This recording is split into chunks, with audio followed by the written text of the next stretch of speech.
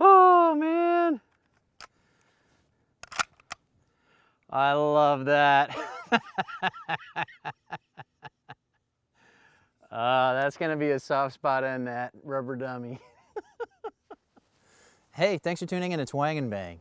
The MP5 is the iconic submachine gun, at least in the Western world, for a reason, and I think that video clip shows why.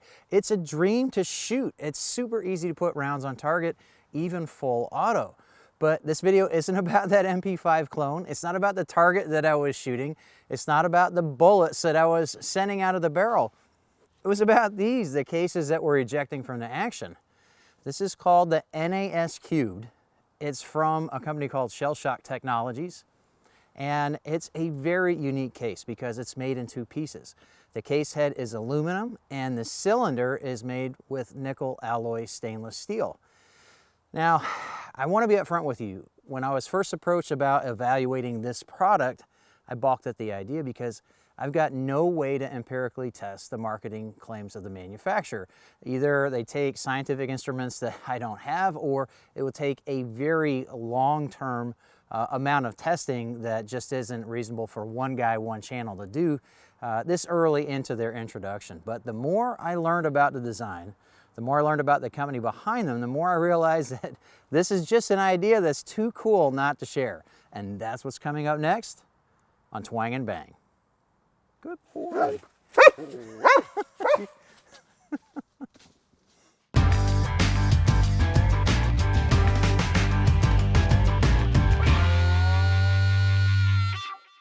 Shell Shock Technologies was formed in Westport, Connecticut just last year with the primary purpose to make innovative case technologies for the ammunition industry. As you'd expect, their first product was developed for the very popular 9mm Luger, and though they don't manufacture loaded ammunition themselves, they arranged to have L-Tech Enterprises send me some of their 124 grain lead-free copper hollow points for testing. One look at these cases and you can immediately see what makes the NAS3 different from any other cases currently on the market. They are made in two pieces. The case head is aluminum, which is nickel plated in the standard form, but can also be anodized in any color to suit the needs of a manufacturer. The primer flash hole is slightly larger than standard to accommodate newer environmentally friendly primers. The case head is bonded to a nickel alloy stainless cylinder that's stronger and more elastic than brass. Shell Shock won't share how the two parts are bonded, but the cases have been tested by ammo manufacturers to 70,000 psi, which is almost double SAMI spec for Plus P ammunition. Additionally, the bond prevents galvanic corrosion even in the presence of salt water. This design allows Shell Shock to manufacture these cases with a much tighter tolerance for internal volume, which, when tested by White Laboratories, has resulted in a very small standard deviation for velocity. The design also resists ballooning when fired in chambers without full support for the case heads. Remarkably, customers have also reported getting 40 loadings per case using the dies Shell Shock sells specifically for the NAS3. One of the benefits of using a case like this is it's slicker, and it definitely loads more easily into a mag like this.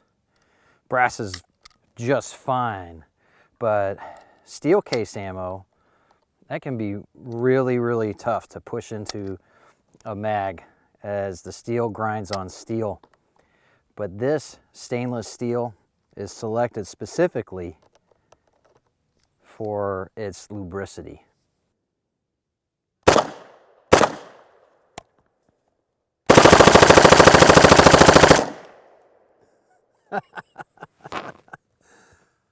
I'd say that ran pretty smoothly. That is fun. When conventional brass cases are fired, they expand to the dimensions of the chamber and maintain that shape, and this creates friction that the action must overcome to eject the shell. Because the nickel stainless has a much higher tensile strength than brass, the Shell Shock cylinder quickly returns to its original dimensions after firing. This means that ejection should be easier, especially from a dirty chamber, and this could hypothetically increase the reliability of your firearm. I don't have a good way of scientifically testing this, but running this MP5 clone full auto was completely problem-free with the NAS3 ammo. One of the advantages of these cases is they are ferrous enough that you can pick them up with a magnet. Of course, it's not like picking up a regular steel case. There's not quite as much of a grab on a magnet, but It's enough for empty cases. I found a fully loaded case doesn't want to jump up as easily. It's kind of like when you vacuum over something on a carpet and it won't suck up in the carpet. That's what it feels like, because it almost comes up, but not quite. But regular steel cased ammo, man, that's like that. But this is, it grabs it, but not quite as strong. But it still makes cleanup easier than it would be otherwise, that's for sure. Especially when you got a lot of brass ammo that you're picking through. Okay, watch this. Watch this magnet come over these two.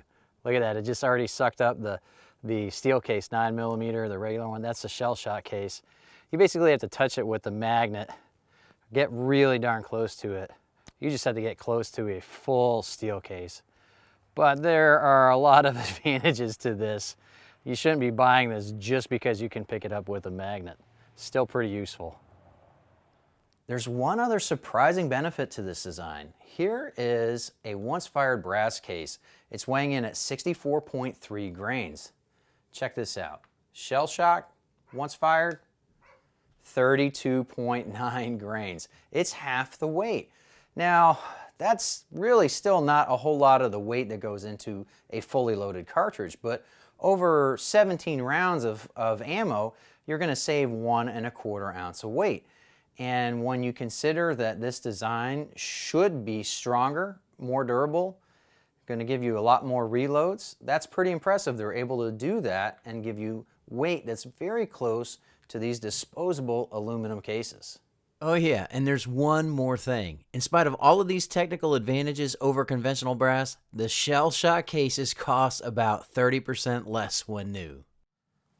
I think that's going to be the biggest appeal to reloaders, at least my friends that are actually already trying this. It's the cost, not just the upfront cost, but also the cost when you consider how many times you can reload these compared to conventional brass.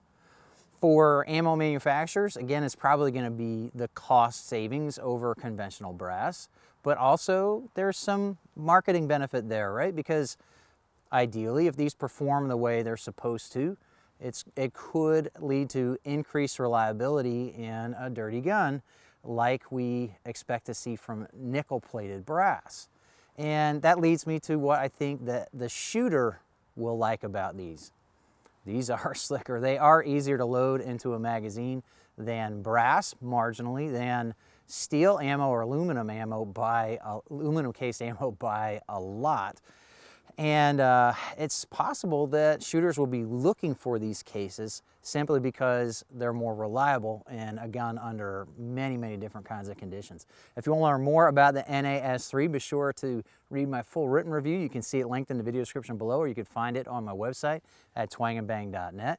Be sure to follow me on Instagram or Facebook. You can see the links right here. Be sure to click right here to subscribe so you can catch my next videos on bows, guns, and other cool stuff. I really appreciate you watching Twang and Bang, and hope to see you next time.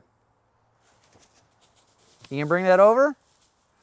It's so funny, he now knows the end of my little clips, my intro and wrap up. I don't even have to tell him I'm done. He already knows. Good boy.